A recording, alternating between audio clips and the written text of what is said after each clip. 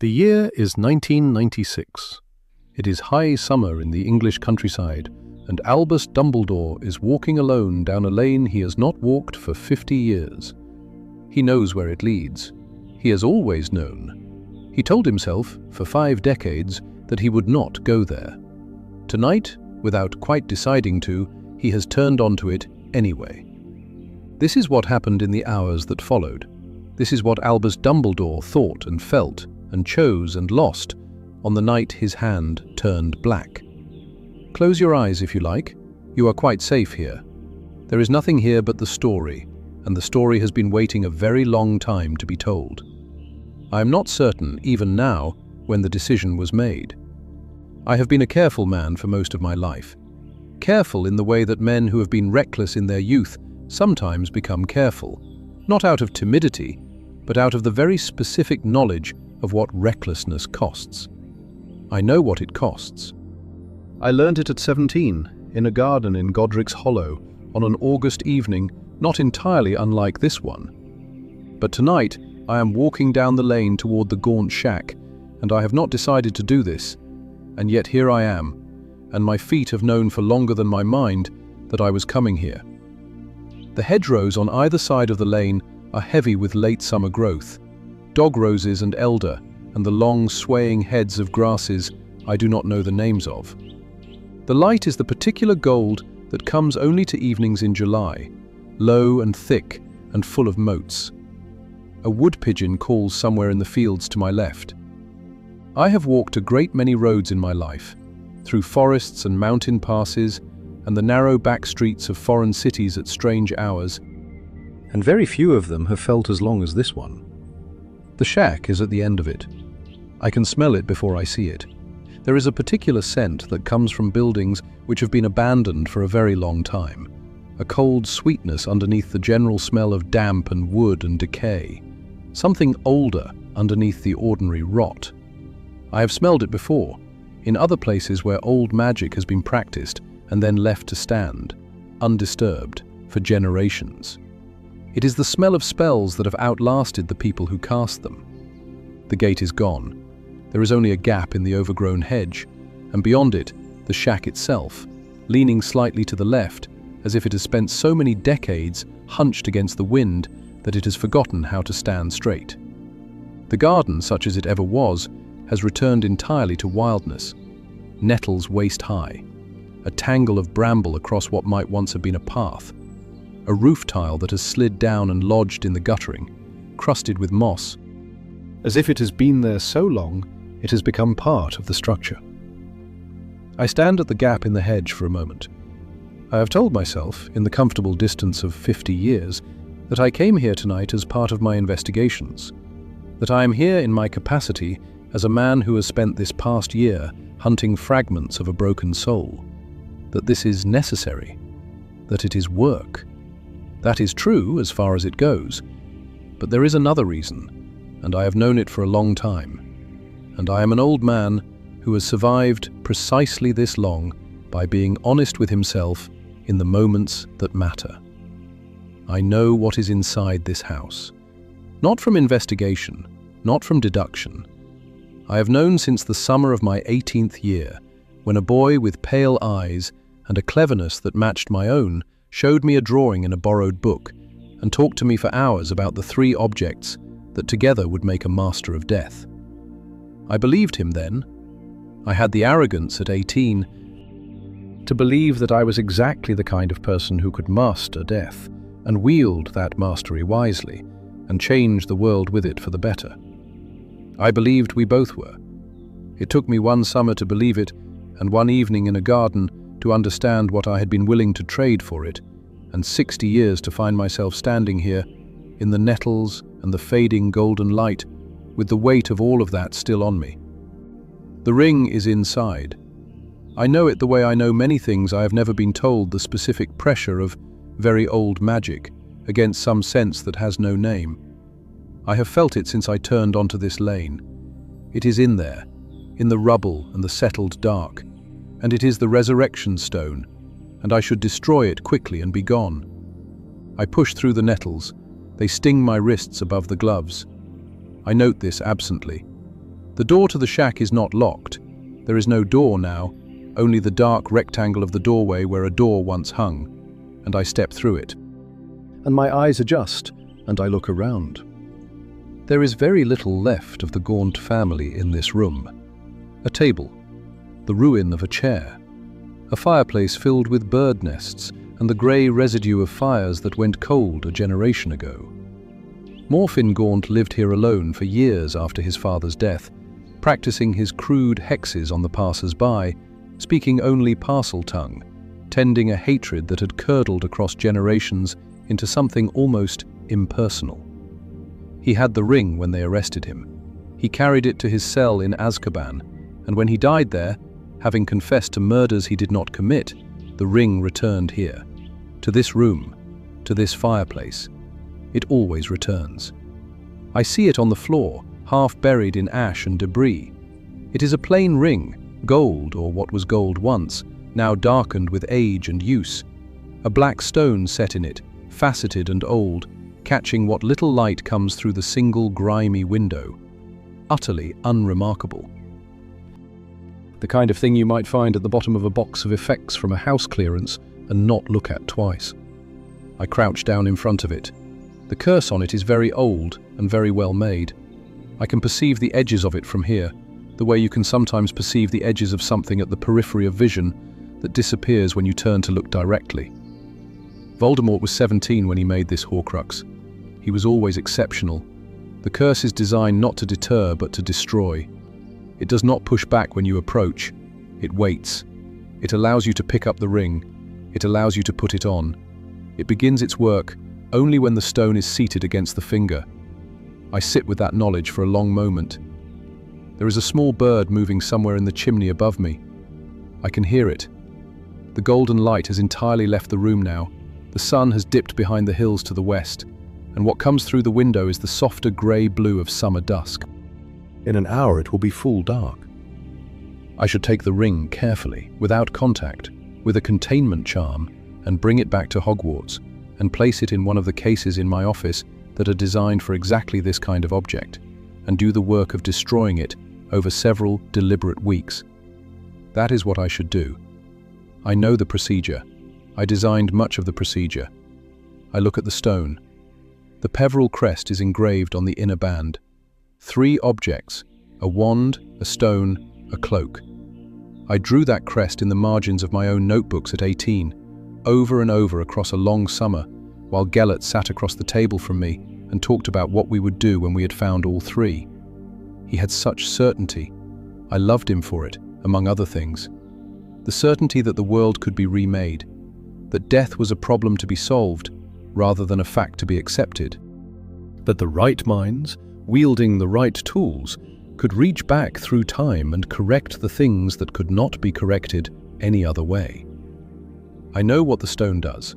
I have known for 60 years, in the part of my mind that holds knowledge learned from books and careful study, that it does not truly return the dead. The dead who come back through the resurrection stone are not themselves. They are shadows, echoes, impressions drawn from the memory of the living. The texts are quite clear on the point, and I have read all of the relevant texts, and I believe them. But there is a part of me that is not that part of my mind. There is a part of me that is 17 years old and standing in a garden in Godric's Hollow on an August evening, and that part of me remembers very clearly what it was like before that evening, when the world still contained her. Ariana. She was 14 the last time I saw her. She was small, and she was frightened most of the time, and sometimes, when the fear receded for a little while, she was luminous. She had been damaged young, at 6 years old, by cruelty she did not invite, and could not understand 3 Muggle boys who had seen her doing magic in the garden, and decided, with the particular logic of children who have learned that the world belongs to people like them, that she needed to be taught what she was.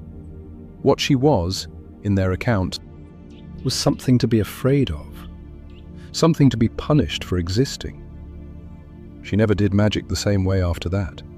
It came out of her in bursts, uncontrolled, terrifying to her, and occasionally to those nearby. My mother spent the rest of her life managing it. When my mother died, that work fell to Aberforth, and to me, and I was not good at it. I was not patient with grief. I was not good at sitting with suffering that could not be reasoned with or solved. I was a boy who had come home after being celebrated everywhere he went, and I found the house dark and the responsibilities heavy. And then the extraordinary boy moved in next door, and the summer opened up like a door I had not known was there. I did not pay enough attention to my sister. I want to say that plainly, because I have spent 60 years finding ways to say it that are slightly less plain. And I am tired of that. I was not paying attention to my sister. I was busy with what I imagined was more important. And then there was the argument, and the three of us in the garden, myself, Aberforth and Gellert, each of us with our wands out, each of us 20 years too young for what we thought we were about to do, and Ariana came through the door because she heard the shouting, the way she always came toward the shouting, because loud voices frightened her more than spellfire, and somewhere in what followed she was struck, and she fell, and she did not get up. I do not know whose spell killed her, neither does Aberforth, though he has spent 60 years certain it was mine. I have spent 60 years unable to rule out the possibility that it was mine. There was a great deal happening very quickly, and she moved into the middle of it without warning, and the spell that hit her left no signature I could read in the aftermath. We have never spoken of it directly, Aberforth and I. Some truths settle into the foundation of a life like stones into riverbed. In time, the water moves around them, and you do not look at them, and they are there, always. And you are the kind of river that flows around stones rather than the kind that wears them down, and you learn to live with the shape of yourself. She would be in her 70s now. I have thought about that periodically, across the decades, what she would have been. Whether the damage of her childhood would have found healing in time, with the right patience and the right care, which I might have learned to provide if I had stayed. What she would have thought of the world as it turned out. Whether she would have forgiven me. I am looking at the ring. My right hand is very still in front of me in the grey-blue dark. I know what the stone does, and I know it does not do it well, and I know that what returns is not what was lost, but only an impression of it. And I know that I am an old man who should be above this, and I am going to pick up the ring now without touching the stone and contain it carefully and take it back to the castle. I put the ring on my finger. The curse enters me at once. There is no gradation, there is no warning. One instant, I am kneeling in the ashy dark of the gaunt shack, and the next, I am on fire and falling, though I am still kneeling, still in the same room, falling inward rather than outward in any direction I can name. The curse is looking for the fastest way to the center of me, and it knows exactly where that is. I feel it moving along the bones of my hand toward the wrist, deliberate and patient, the way water moves through the cracks in old stone. I am also seeing her. She is standing in the room with me, or she is somewhere else, and I am seeing her there. I cannot quite determine which. She is 14, and she is looking at me in that direct way she had, without guile and without performance and without any of the social furniture that the rest of us learn to arrange between ourselves and the world. Just looking, present, wholly herself, in the way she was sometimes wholly herself when the fear receded. I know she is not real. I know this with the part of me that is still and will remain a scholar. This is not Ariana. This is a construction drawn from my own memory of her, and it has no more truth to it than a reflection in water has truth. And the true Ariana is beyond any stone, beyond any object I could hold in my hand, beyond any wish I have ever allowed myself to form in the 60 years since she fell. She looks at me. There is something in her expression that I have been trying to read for 60 years. I do not know how long I am there. I am not in a condition to track time.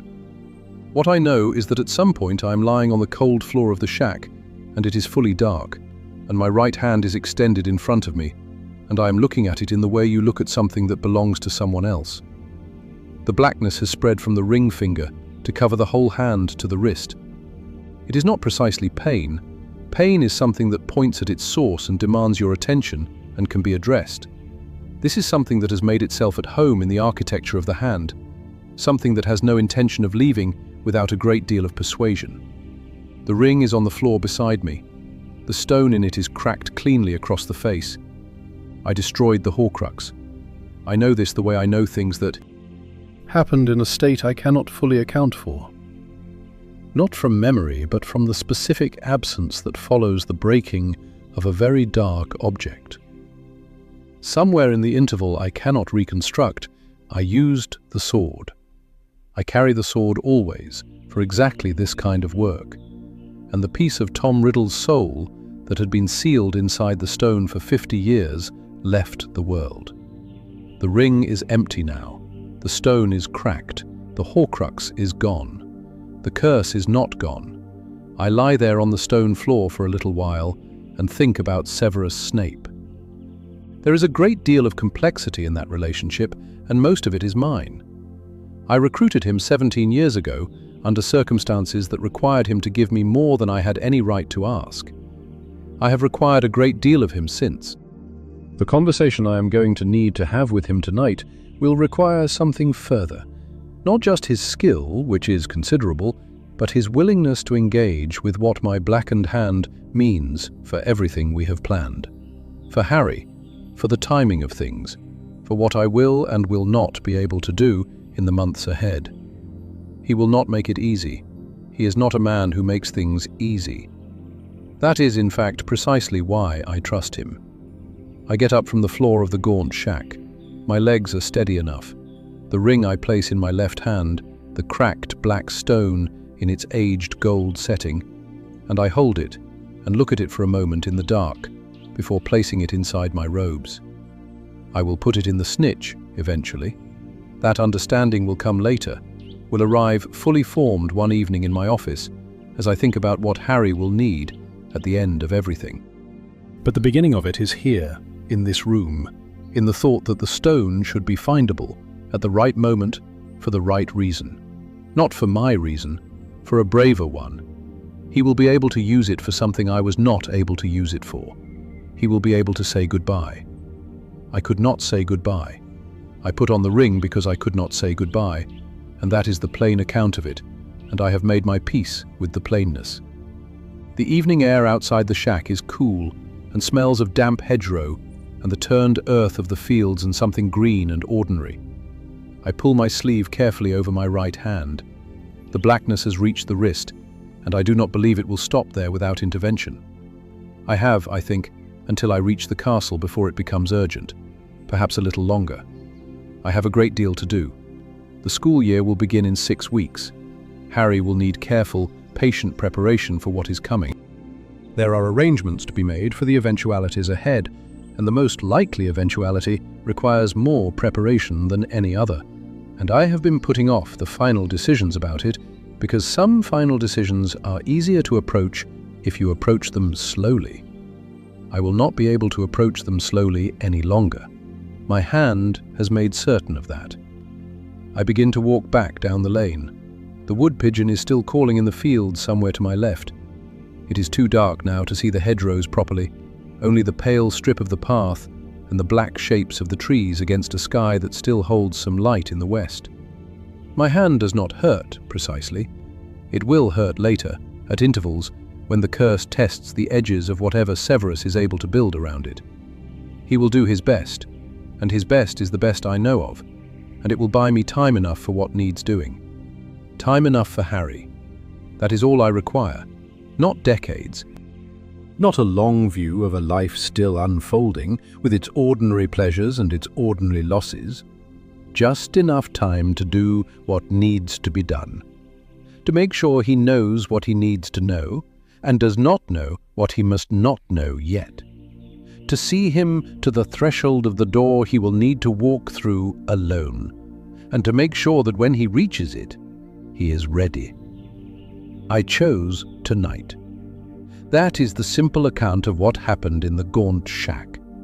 I made a choice that I will tell myself was weakness, and it was weakness, but I am old enough and honest enough to know that the moments in which we are weakest are sometimes also the truest record of who we are. 60 years of care and caution and the careful management of what I allowed myself to want, and what undid all of it was not power and not ambition, and not anything that makes a compelling cautionary story. What undid it was that I wanted to see my sister. She looked at me the way she always looked at me. I do not know what it means. I do not think it means anything that can be translated into words. Some things resist translation, and one of the dignities of age is that you eventually make peace with that. I walk back down the lane in the dark toward the lights of a village in the valley below, and I carry my ruined hand inside my sleeve, and I think about what I will say to Severus when he opens his door at this hour and finds me on his step with my sleeve held just so. I think about the look on his face. I think about Harry. I think about all the things that must be said before the year is out, and all the things that must never be said at all.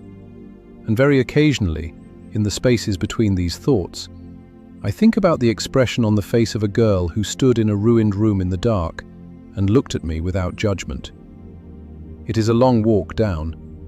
Albus Dumbledore reached Hogsmeade before midnight. He went directly to the castle and to his office, and he sat for a long while in the dark beside the stone basin of memory before he called for Severus Snape. Snape came. He always came when Dumbledore called, for reasons that were complicated and very old. When he saw the hand, he said nothing for a long moment. Then he set to work. He could not reverse it. No one could reverse it. What he could do, what he did, through a skill that deserved a better audience than one old man in a dark office, was build a boundary around it, a slow boundary. It would hold the curse to the hand for a time, perhaps longer than a time if Dumbledore was careful, perhaps close to a year. A year, Dumbledore told him, was sufficient. Snape looked at him with the expression of a man who understands that he is being asked a question he has not been asked yet, and said nothing. In the drawer of the desk, in a plain dark box, there was a ring with a cracked black stone. Sometimes, in the evenings, after Harry had left for the night, and the fire had burned low, and the portraits were asleep on their walls, Dumbledore would open the drawer. He would look at it for a moment. He would close the drawer again without touching it. He had seen what he needed to see. It was enough. It had to be enough. Good night.